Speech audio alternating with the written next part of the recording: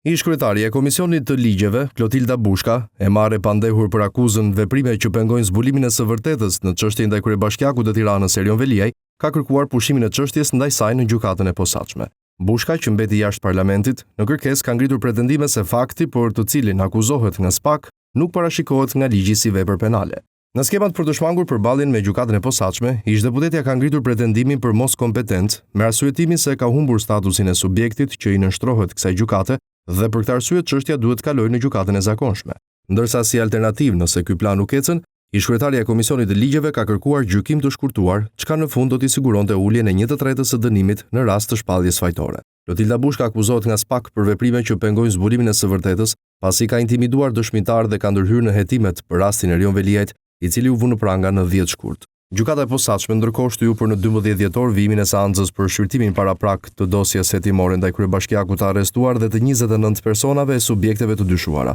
Deri në këtë fazë ka mbetur për të dëgjuar mbrojtja e Veliajt dhe biznesmenit Gentian Sula, ndërsa në seancën e radhës do të dëgjohet edhe mbrojtja e bashkëshortes së kryebashkiakut Ajola Xoza, biznesmenit Shkëlqin Fusha si edhe shoqëritë.